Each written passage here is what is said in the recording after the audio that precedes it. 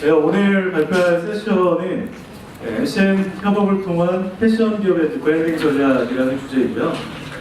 저희 회사도 이제 MCN 회사이기도 하면서 또 이제 패션 기업들과 한 2년 정도 실무 쪽을 진행을 하면서 갖고 있던 이제 고민들과 고민들, 그리고 저희가 오늘 말씀드릴 거는 어떤 솔루션을 제공하기보다는 이제 접근법에 대해서 이제 같이 고민을 하려고 이런 발표 자리를 준비했습니다.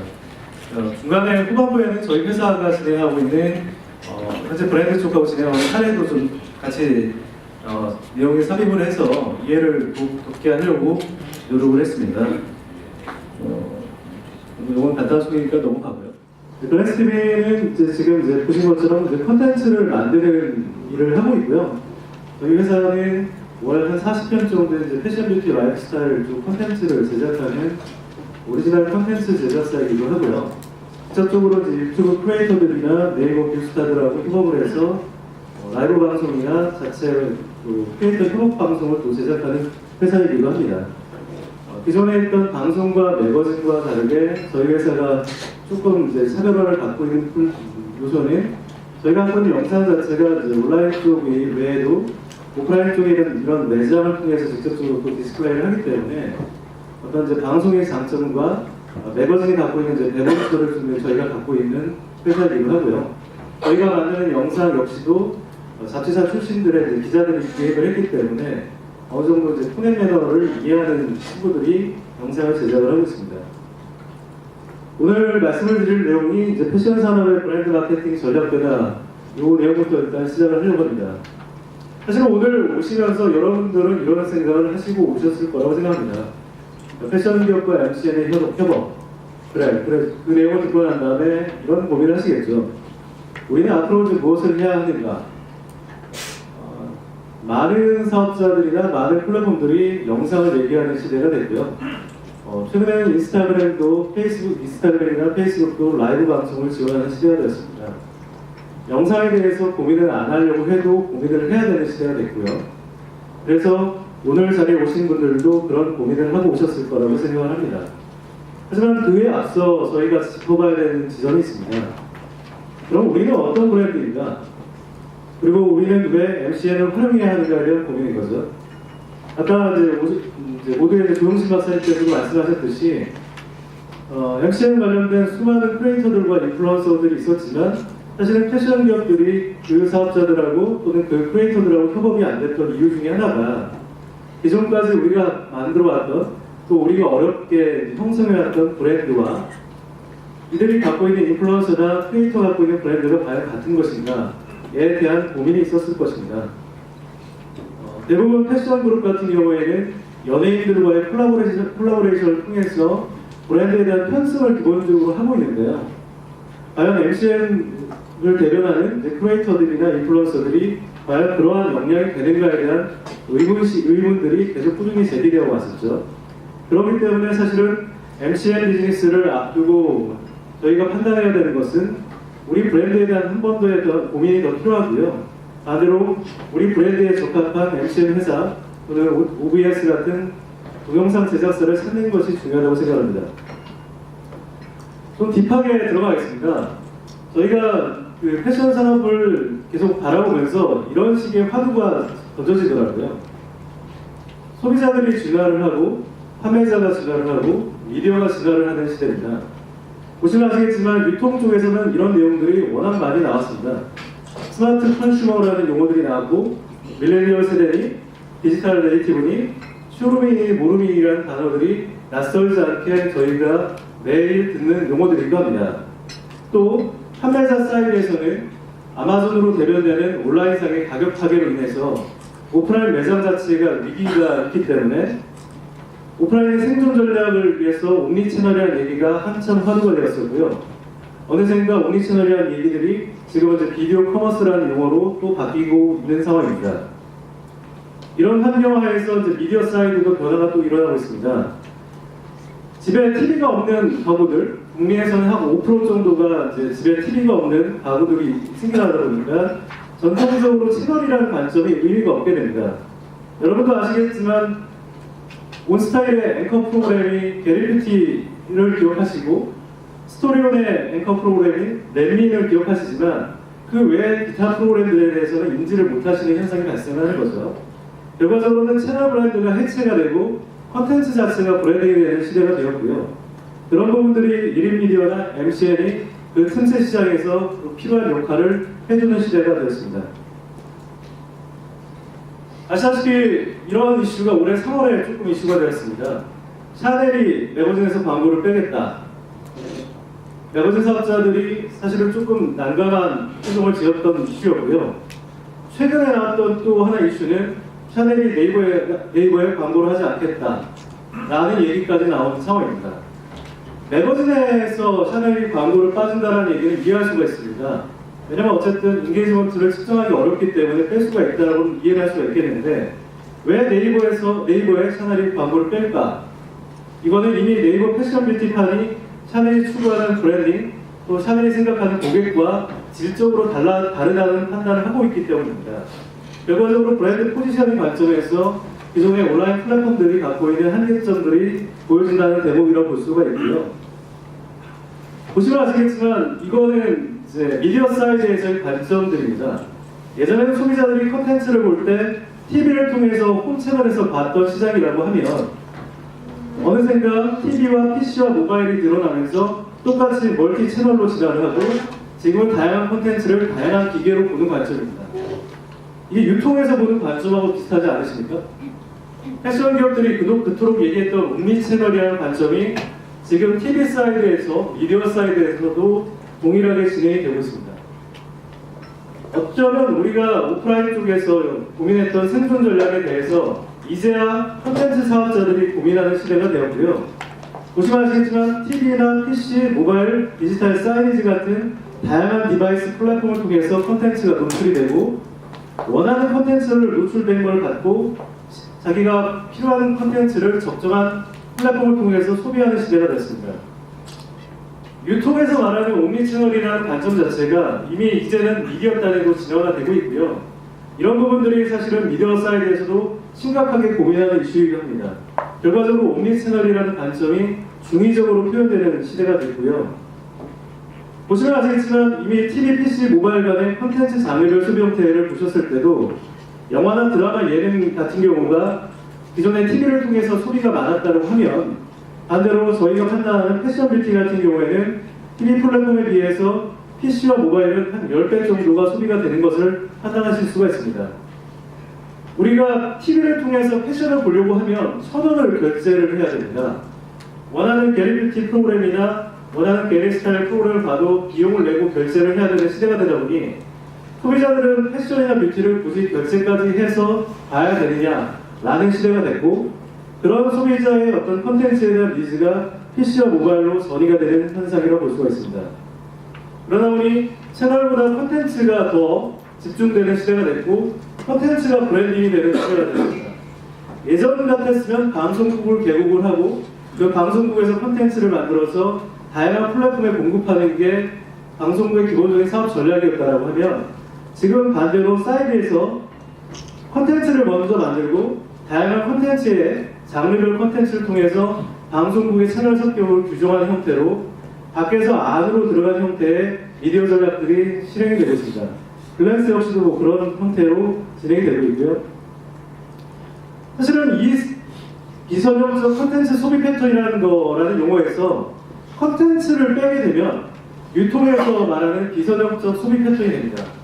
결과적으로 소비자들이 우리가 생각하는 이제 제품을 구매하는 과정과 콘텐츠를 소비하는 과정은 동일하다는 거죠. 사실 이런 부분들이 저희가 고민해야 되는 인사이트 중에 하나였습니다. 유통에서 얘기하는 옴니채널과 미디어 사업자, 콘텐츠 사업자가 생각하는 옴니채널이 어쩌면 콘텐츠 사이드에서는 같아야 된다는 고민들인 거죠. 이런 사이드에서 저희가 MCN이라는 것에 대해서 많이 고민하고 고민을 하게 되었습니다. MCN 자체가 기존 크리에이터에 대한 단순한 매니지먼트나 수익 정산에 대한 포커싱이 많았었고 협찬과 커머스에 대한 부분들이 많았다라고 하면 이제 패션 기업을 대하는 MCN의 자세는 패션 기업의 브랜딩에 대해서 조금 더 이해해야 될 필요가 있겠다 이런 고민들이 나오게 된 것이죠. 조 박사님께서 말씀하셨던 것처럼 MCN에 대한 성장 배경에 대해서는 간략하게 스마트 소비자들과 같이 맥락을 같이 합니다. 이 부분 생략을 하겠고요. 예전에 저희가 이제 그 동영상 콘텐츠를 만들어서 비디오 커머스를 하게 된다고 하면 단순하게 홈쇼핑의 어떤 포맷을 온라인에 이제 탑재한 형태로 이런 방식에 대해서 생각하시는 게 가장 일반적이었습니다. 온라인몰을 또 운영을 하시다 보면은 아무래도 온라인상에서 트래픽을 또 발생을 시켜야 되기 때문에 이렇게 이제 홈쇼핑과 형태가 비슷한 콘텐츠를 만들어야 되는 게 일반적이지 않겠느냐라는 게 현재 패션 기업들의 생각이 많았었고요. 실제로 이제 국립 쪽 자료를 보더라도 소비자들 자체가 이 동영상 콘텐츠를 봤을 때 구매 전환율이 높다라는 지표들이 나오면서 동영상에 대한 관심도들이 많이 늘어나게 된 거죠. 사실 이런 부분들은 패션 쪽보다는 뷰티라든지 또 라이프 스타일처럼 제품에 대한 특장점을 설명할 수 있는 콘텐츠들은, 상품들은 잘 먹히는 영역이었습니다. 하지만 패션은 아시다시피 기본적으로 룩이 제일 중요한 요소죠. 아무리 내용이 좋다고 해도 기본적으로 소비자가 받았을 때 제품이나 디자인에 대한 룩의 인사이트나 공감대가 형성하지 않으면 안의 내용을 보지 않습니다. 그렇기 때문에 인스타그램이나 페이스북처럼 타임라인상에 가볍게 올라가는 영상이나 이미지 자체도 하나의 소비자를 호킹할 수 있는 요소가 되는 거죠. 왜 패션 기업들이 MCN을 활용하지 않을까에 대한 고민들은 구구절절 설명하지 않아도 한 장의 룩과 또 필요한 어떤 타임라인상에서 스쳐가는 영상만 보더라도 소비자들이 필요한 사람들은 이 영상과 제품에 대해서 구매를 할 수가 있다는 시각이 있기 때문입니다. 그렇기 때문에 인스타그램이나 페이스북 형태의 짧은 콘텐츠들이 기존의 이미지 한 장보다 조금 더 소구력 있게 전달이 되는 거죠. 아시다시피 스타일 하울 같은 형태의 MCN 사업자도 물론 있습니다. 말씀드린 것처럼 어떤 인플루언서나 크리에이터가 소비자들에게 패션에 대한 스타일을 전달하는 형태의 사이트들도 있고요, 크리에이터들도 있고요.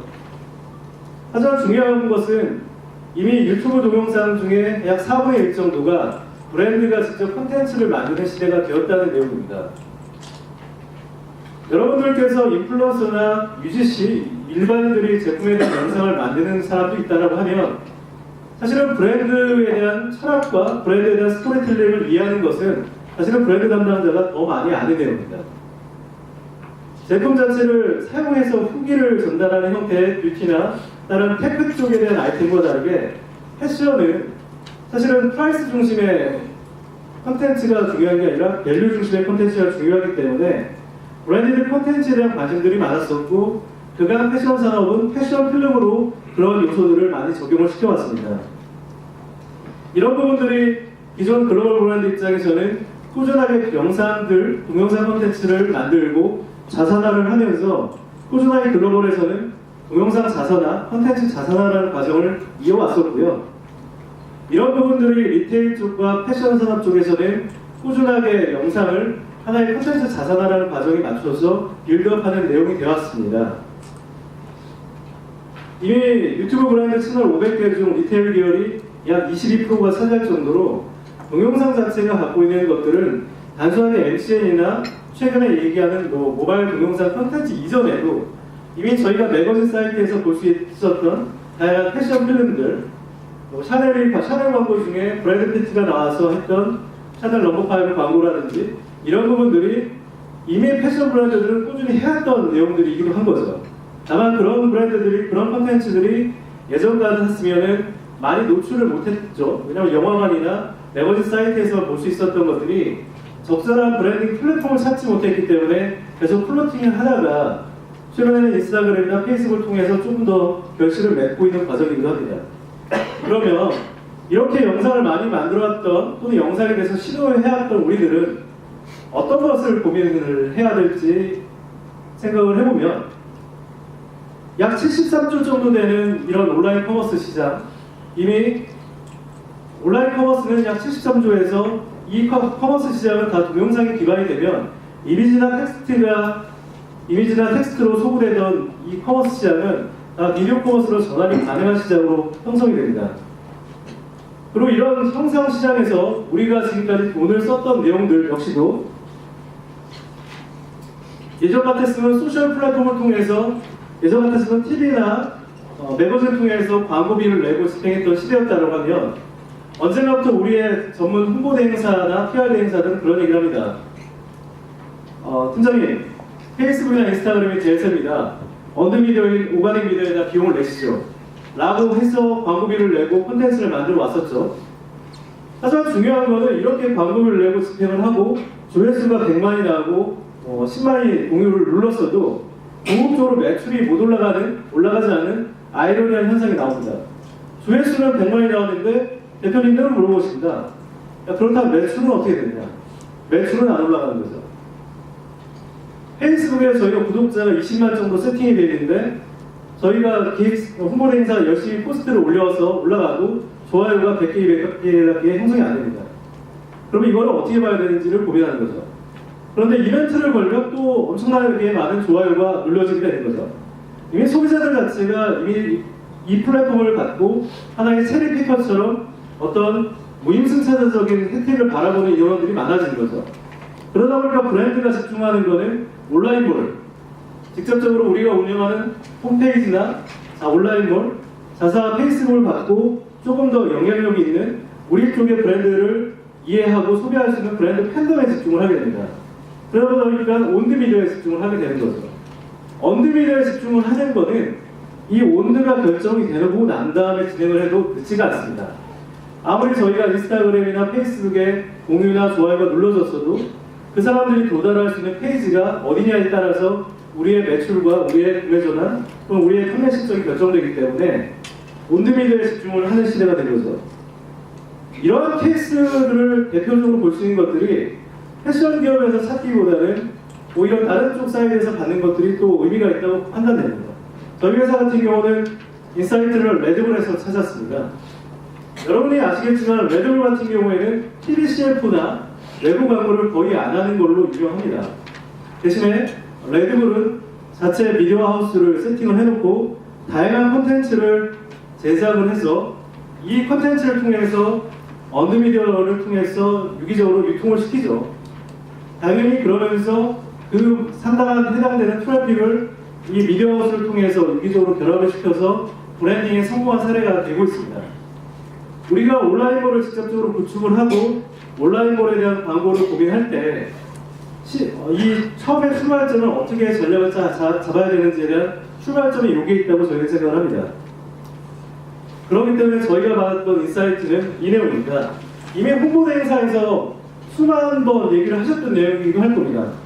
홍보대 행사에서 늘 얘기했던 브랜드 저널리즘, 결과적으로 이미 이제 기사 우리가 콘텐츠를 만들고 페이스북에 콘텐츠를 연재하는 시대가 됐고 우리가 우리의 구독자의 관심이 생겨지면서 이미 여러분의 페이스북을 운영하는 여러분의 브랜드들은 이미 콘텐츠를 고민하는 시대가 됐고요.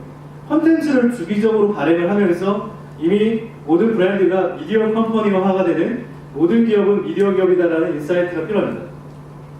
아시다시피 이제 블로그나 페이스북 운영하면서 매거진 출신의 에디터들이 필요하게 되고요. 영상을 고민하면서 케이블 방송 출신의 PD들이 이미 브랜드가 필요한 시대가 되었습니다. 현대카드도 채널 현대카드라는 형태의 영상들을 만들기 시작하면서 이미 여러분의 브랜드들은 하나의 광고 대행을 주는 것보다 자체적으로 미디어 컴퍼니화가 되는 것이 현재의 고민거리가 된 거죠. 그렇기 때문에 직관적으로 판단하는 스스로는 이렇습니다. 콘텐츠를 자사화해서 브랜드를 팬덤을 형성을 시키고 이 브랜드 팬덤을 대상으로 한 매출 전환을 하는 게 가장 효율적이고 가장 적합한 표현이라고 얘기를 하는 거죠.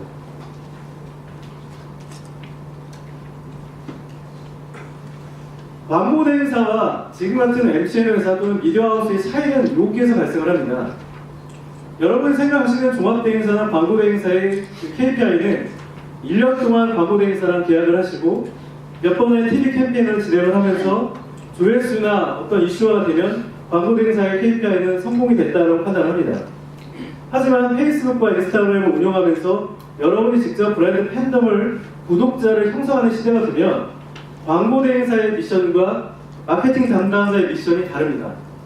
광고대행사의 미션은 광고를 잘 집행해서 네이버나 유튜브를 통해서 조회수가 몇 번 나왔습니다가 목적이 될 수 있을지 모르겠지만 마케팅 담당자의 입장은 이렇게 형성된 미디어나 구독자를 계속 가드닝해서 우리 고객으로 만들어야 되는 하나의 커뮤니케이션을 계속 해야 되는 미션이 있습니다.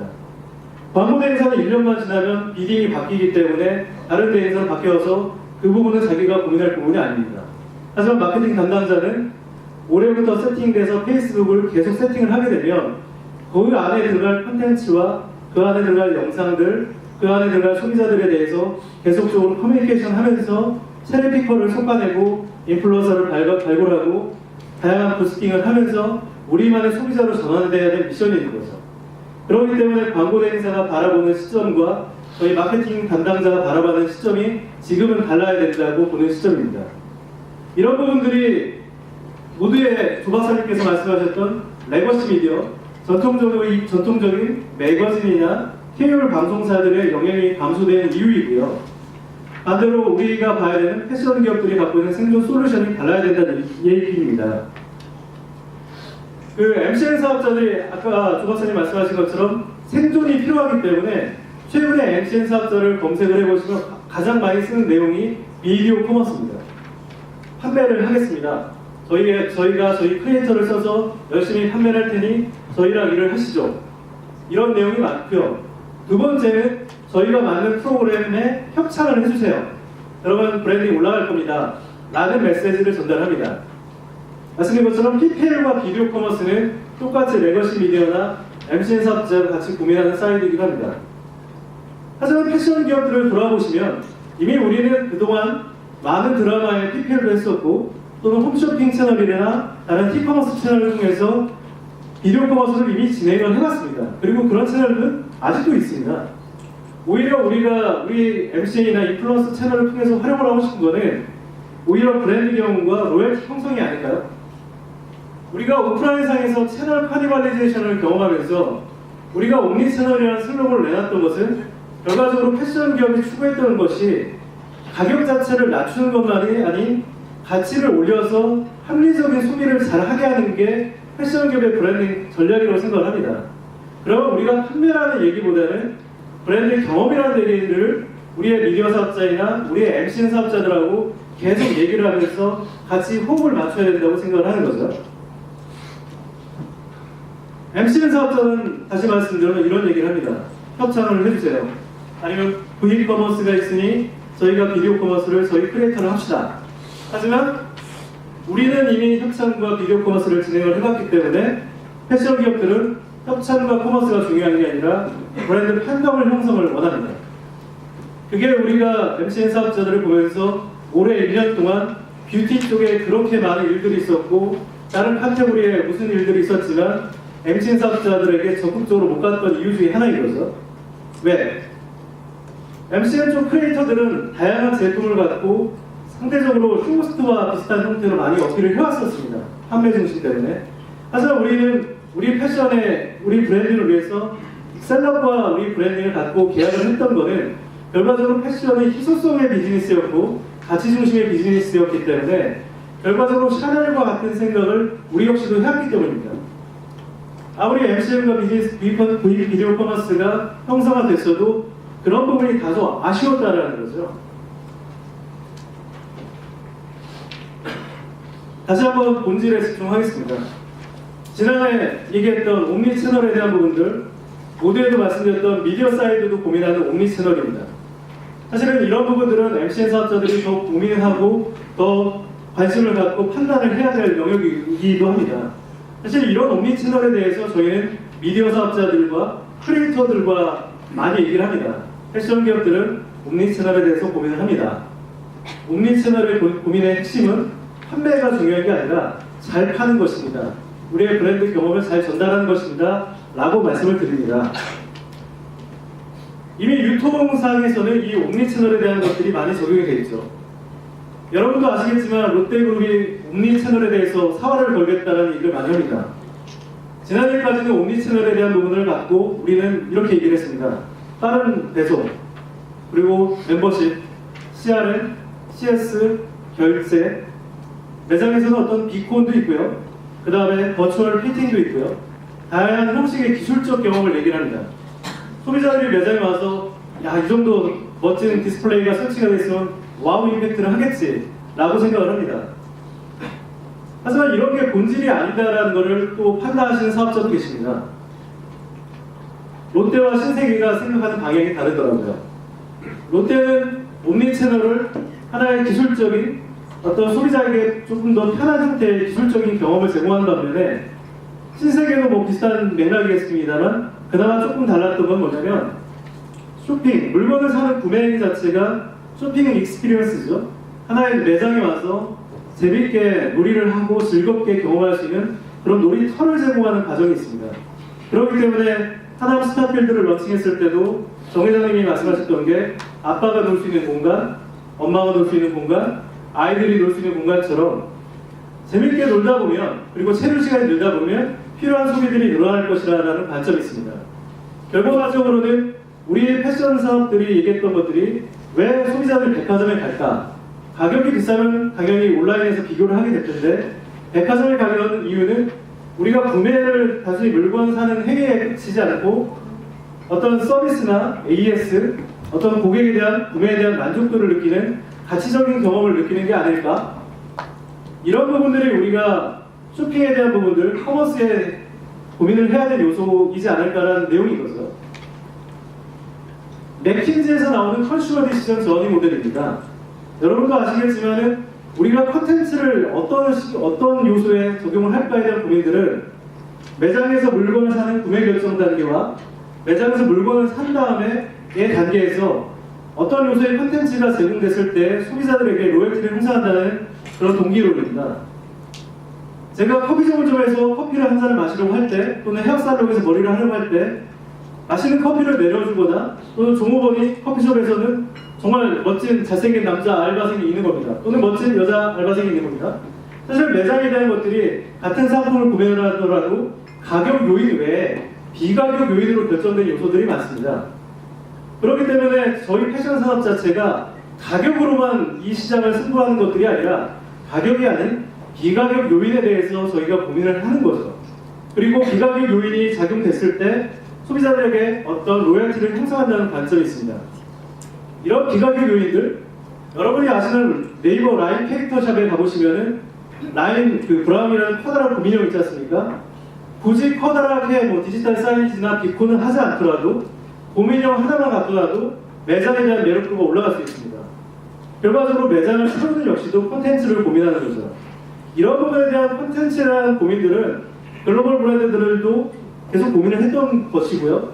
저희가 편집샵이나 다른 뭐 다양한 오프라인 매장 자체를 다양한 셀링 중심에서 브랜딩 중심으로 고민한 이유도 이런 고민에서 시작이 됩니다. 결과적으로 저희가 바라봐야 되는 옴니채널에 대한 관점이 저희는 옴니채널 2.0의 시대에 도입이 됐다고 저희는 생각합니다.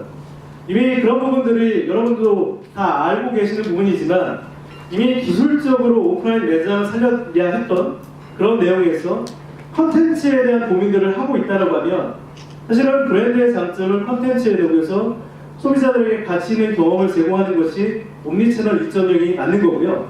저희가 영상 컨텐츠를 바라보고 저희가 MCN이나 인플루언서를 바라보는 관점 역시도 컨텐츠적인 관점에서 바라봐야 된다고 저희는 생각을 합니다. 그렇기 때문에 저희가 MCN 사업자나 다양한 모바일 콘텐츠를 사업자를 바라봐야 되는 현재의 고민은 브랜드 콜라보레이션이죠. 모두의 조박사님께서도 MCN 사업자들이 여러 가지 고민을 하고 다양한 시도를 합니다라고 말씀드렸지만 사실은 패션 산업자들이 MCN 사업자들하고의 이런 협업은 관계는 많지는 않았습니다. MCN 사업자를 가게 되면 말씀드린 것처럼 PPL 해주세요, 비디오 커머스를 합시다라는 얘기를 하지 우리 브랜드에 대해서 이해를 하려고 하지 않습니다. 브랜드에 대해서 이해를 해야 되는 거, 사실은 컨텐츠를 만든 사업자는 고민을 해야 됩니다. 저도 MCN 회사에 있지만은 저희도 브랜드에 대해서 엄청나게 많은 고민을 합니다. 하다못해 뷰티 제품에 SP로 갈색병과 미시아 갈색병을 왜 같은 컨텐츠에 놓으면 안 되는지, 영상을 제작한 사람들이 모를 수도 있겠지만 이미 브랜드 톤앤 매너를 아는 사람들은 최소한 브랜드 밸류에 대해서는 고민을 해야 됩니다. 그리고 브랜드를 고민하는 것들이 사실 컨텐츠 사업자가 갖고 있어야 될 가장 기본적인 요소이기도 하고요. 우리는 앞으로 무엇을 해야 하는가에 대한 질문은 이렇게 저희가 화두를 던지고 싶습니다. 거죠. 왜냐하면 콘텐츠를 제작하는 입장에서는 매번 협찬을 받아야 되는 불편함이 좀 있었거든요.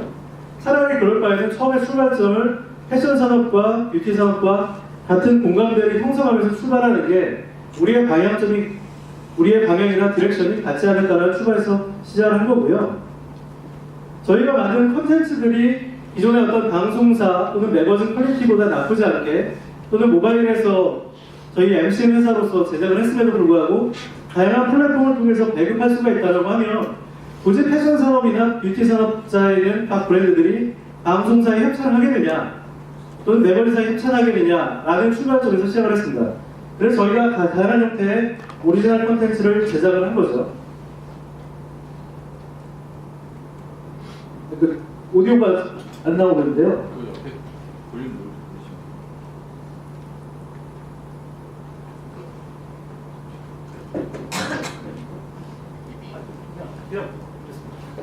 누르시면 보시면 아시겠지만 저희는 올해 이제 패션, 뷰티, 라이프 스타일, 엔터테인먼트 관련된 콘텐츠를 많이 제작합니다.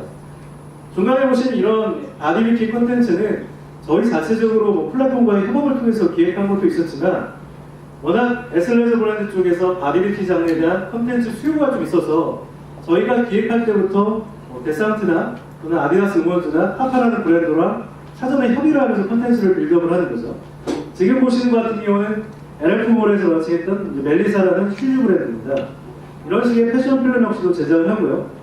다양한 연예인들과의 콜라보레이션 역시도 저희가 이제 하나의 IP를 만들고 나면 여기에 출연하신 모든 브랜드에 대한 PPL을 패션 산업과 엮으려고 많이 노력을 합니다. 보시는 모든 프로그램에 대해서는 저희가 패션 산업, 패션 브랜드들과의 어떤 기획을 통해서 뭐 비용을 받는 게 중요한 게 아니라 컨텐츠에 대한 경험을 제공하는 데 노력을 하고 있고요. 지금 이 프로그램 같은 경우는 카파랑 제작했던 서핑 프로그램입니다.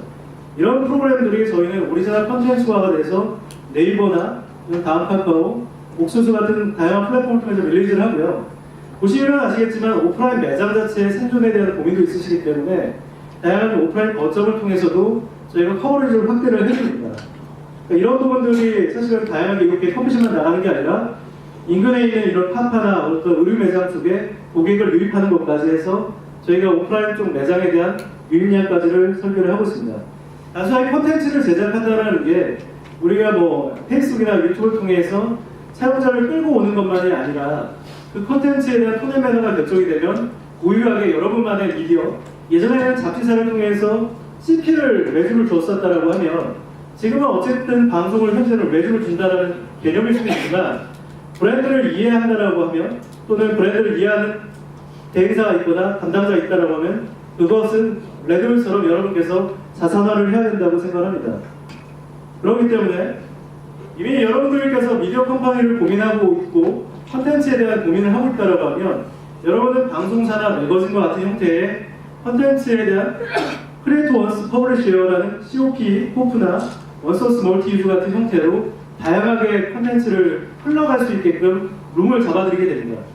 이런 부분들은 저희가 먼저 길은 잡아드리고 처음에 컨센서스가 수립된 브랜드하고는 같이 시작을 하지만 궁극적으로는 저희가 브랜드들한테 말씀드리는 거는 언젠가 준비가 되시면 직접 하세요라는 얘기를 계속합니다. 왜냐하면 저희는 언젠가 계속 바디뷰티 영상을 찍을 수 있는 건 아니고 다양한 실험을 또 해야 되기 때문에 저희가 만든 콘텐츠를 갖고 저희가 길목을 잡고 하나의 방법론을 제시를 한 다음에 저희는 저희가 만든 IP를 브랜드한테 넘겨드리는 형태의 IP 전이라는 방법론을 채택을 하고 있습니다. 후반부에 좀 더 말씀드릴 텐데 글랜스 자체 보시면은 그래서 컨텐츠에 대한 브랜딩과 이런 브랜딩을 갖고 다양한 매체를 통해서 방송을 하는 네로캐스트에 대한 부분들 그래서 브랜드 자산이 저희의 포커싱이 되고요. 보신 것처럼 저희가 브랜드와의 어떤 전략을 공동적으로 수립을 하고 컨텐츠를 만들어서 PPL과 비디오 커머스를 경험한 다음에 다양한 채널로 릴리즈를 시키고 매장과 오너프라임 통해서 미디어를 확장을 하고 그러면서 브랜드가 미디어 컴퍼니화를 할 수 있게끔 그런 단계적인 요소를 갖고 있습니다. 그러면서 MCN에 필요한 크리에이터나 셀럽에 대한 연결고리도 같이 풀어내고 있는 거죠. 사실 이런 게 중요한 과정은 이 내용 때문입니다. 우리가 온라인몰을 구축을 올해 많은 브랜드들이 시도를 하셨습니다. 오프라인에 있는 백화점에서 브랜드가 빠지고 있기 때문에 온라인몰에 집중을 해야 된다. 그래서 온라인을 쇼핑몰처럼 세팅을 하고 준비를 했죠. 하지만 컨텐츠 사이드의 관점에서는 유튜브를 통한 또는 오픈 플랫폼을 통한 트래픽 유입이 돼서 자체 몰을 통한 또 컨텐츠 전환이라는 과정이 두 가지가 있습니다. 우리가 우리가 오프라인 매장에서 제품을 경험을 하고 실제로 구매는 온라인에서 하는 것처럼 쇼루밍이나 모루밍을 고민하는 것과 같이 유튜브나 오픈 플랫폼에서는 판매 중심의 컨텐츠보다는 브랜딩 경험 중심의 컨텐츠가 나가야 되는 게 맞고요. 그래서 소비자들이 우리 사이트로 유입이 됐을 때 그제서야 우리의 가격 정책에 맞는 판매형 컨텐츠가 나오는 형태로 컨텐츠 전략이 유원화돼서 진행이 되어야 됩니다. 제품 가격 자체가 19,900원, 29,900원처럼 가격이 오픈 플랫폼에 런칭되는 순간 가격 자체에 대한 브랜딩 가치는 같이 무너지게 되는 거기 때문에 오픈 플랫폼에 대한 컨텐츠는 밸류 중심으로 넘어가야 되고요. 온라인 몰에 들어가 있는 것은 타임 세일이나 적시적인 세일이기 때문에 가격 중심의 컨텐츠들이 나와야 되는 부분들이 있습니다. 이런 형태로 저희 회사 역시도 OVP를 세팅하는 거에 같이 협업을 하고 있습니다. 글래스TV가 아까 IP 전이라는 말씀을 드렸던 케이스를 좀 설명을 드리면 저희는 각 카테고리별로 이제 네이버 자체에 한 30개 채널을 운영을 하고 있습니다. 보시면 아시겠지만 현재 네이버 TV캐스트 라이브 카테고리에서 1위를 하고 있는 저스트원 미닛이라는 바디뷰티 프로그램인데요. 이런 것들은 사실은 네이버 쪽에 대한 어떤 니즈도 있었지만 바디뷰티 컨텐츠에 대한 수요가 있었기 때문입니다. 그래서 사실은 이 프로그램에 대한 저희가 그 브랜드와 협찬과 협력도 진행을 하고 있습니다만 사실은 그거보다 의미 있는 거는 지난해 네이버 결산에서 저희는 1위를 했고요. 저희가 IP를 전이했던 카파의 퍼펙트 필라테스라는 프로그램은 네이버에서 9위를 했습니다. 전체 구독자는 15,000 정도 있고요. 누적 조회수는 한 150만인데 이 프로그램은 카파가 후원했던 프로그램이고요. 사실은 카파가 지난해 온라인 몰이 없었기 때문에 이 트래픽을 전이를 받을 수 있는 사이트가 없었던 거죠. 저희가 생각하는 MCN과의 협업 관계에는 당연히 MCN이 진행하는 갖고 있는 IP나 장점을 이용할 것들이 이용을 해야 되고요. 또는 그들이 갖고 있는 크리에이터에 대한 영향력은 당연히 활용을 해야 되고 활용을 해야 됩니다. 하지만 그렇다고 해서 그 크리에이터가 갖고 있는 채널에 매몰될 것이 아니라 고유하게 협의를 해서 공동의 어떤 브랜딩을 만들 수 있는 IP를 만드는 과정도 같이 고민을 해도 괜찮다라고 저희는 생각합니다. 보시면 아시겠지만 이렇게 저희가 만든 컨텐츠들이 네이버에서 박수진을 검색을 하면 어느샌가 박수진의 필모그래피가 테이스티로드가 아니라 저희가 만든 컨텐츠가 올라가 있고 이 컨텐츠는 아시다시피 하파라는 브랜드가 협찬을 했던 컨텐츠였고요. 이렇게 오리지널 컨텐츠로 노출된 것들이 기존의 TV CF의 광고보다도 훨씬 더 영향력이나 효과가 오래가고요. 이런 부분들이 비디오 커머스 형태로 매출로 전이되는 효과가 있다고 판단됩니다. 제가 발표 시간이 50분인데 거의 이제 끝났고요. 저희가 미디어 사업자로서 또는 패션 기업들과 커뮤니케이션 하는 사업자로서 저희가 바라보는 가치는 이렇습니다. 워렌 버핏이 이런 얘기를 했죠. Price one pay, there is one get. 저희가 패션 브랜드가 가장 집중을 해야 되는 것은 판매는 아니라고 생각합니다. 특히 컨텐츠 사이드에서는 판매보다는 브랜드 경험을 어떻게 전달할 수 있을지에 대한 고민이고요. 사실은 그게 패션 기업의 핵심 역량이라고 생각합니다. 다만 아쉬운 거는 현재 그리고 오늘 토론을 해야 될 이슈는 다만 MCN 사업자들이 워낙 영하죠. 아까도 말씀드렸다시피 10대에서 20대 밀레니얼 세대이고 인플루언서이고 영향력이 있지만 패션 산업에 대한 어떤 이런 뿌리 깊은 고민에 대해서 받아들일 준비가 되어 있지는 않습니다. 가르쳐야 됩니다. 그리고 그런 사업자들하고 계속 교류를 하셔야 됩니다. 그 친구들이 밀레니얼 세대이고 차세대 소비자이기 때문에 또는 차세대에 영향이 있는 사람이기 때문에 당연히 이제 소비의 구축, 소비의 영향력을 끼칠 수 있는 사람이 될 겁니다. 그 사람들은 크리에이터죠, 크리에이터. 아시겠지만 우리가 인스타그램을 운영하면서 인스타그램에서 나오고 있는 인플루언서를 크리에이터라고 얘기하지는 않습니다. 인플루언서와 크리에이터의 차이는 크리에이터는 말씀드린 것처럼 UCC나 UGC에서 나와서 자기가 재미있어서 만들어지고 자연스럽게 개인적인 팬덤이 형성된 어떤 자연스럽게 형성된 사람이었다고 하면 인플루언서는 조금 더 다른 측면이 있죠. 이미 셀럽들과 연예인들 자연스럽게 인플루언서 층에 속해 있는 거죠. 우리가 크리에이터를 갖고 직접적으로 일을 못했던 이유는 크리에이터는 크리에이터가 맞는데 그 사람들이 인플루언서로 판단하기에는 다소 아쉬움이 있지 않았을까에 대한 고민입니다. 우리의 브랜드를 그 사람에게 맡기기 힘들기 때문에, 맡기기는 아직은 아니기 때문에 저희가 고민을 하는 거였죠. 사실은 이런 고민들이 뷰티 쪽에서는 많이 이루어지고 있습니다. 뷰티 브랜드 중에 국내 대표적인 로컬 브랜드인 아모레 퍼시픽 같은 경우나 국내 브랜드 같은 경우에도 올해 다양한 뷰티 크리에이터들과 협업을 했었지만 1년 정도 지난 다음에 고민은 뭐냐면 이번에 이런 뷰티 크리에이터들이 다양한 제품을 같이 어레인지해서 소개를 하기 때문에 AP만의 고유한 브랜딩을 전달하기에는 다소 아쉬움이 있구나, 이런 부분을 직시를 하게 되었고요. 그런 직시의 결과로서 이럴 바에는 직접적으로 우리가 크리에이터를 양성하는 게 낫지 않을까?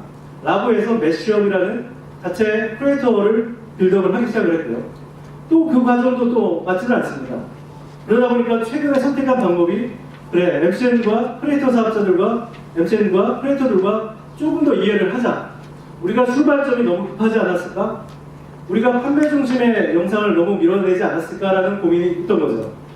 지금은 패션 산업을 갖고 있는 패션계의 브랜드와 또는 유튜브 채널과 페이스북 등 다양한 오픈 플랫폼의 영향력을 갖고 있는 크리에이터들이 서로 간의 머리를 맞대어서 서로 간에 갖고 있는 공감대, 생존에 대해서 같이 고민을 해야 될 때라고 생각을 하는 거고요.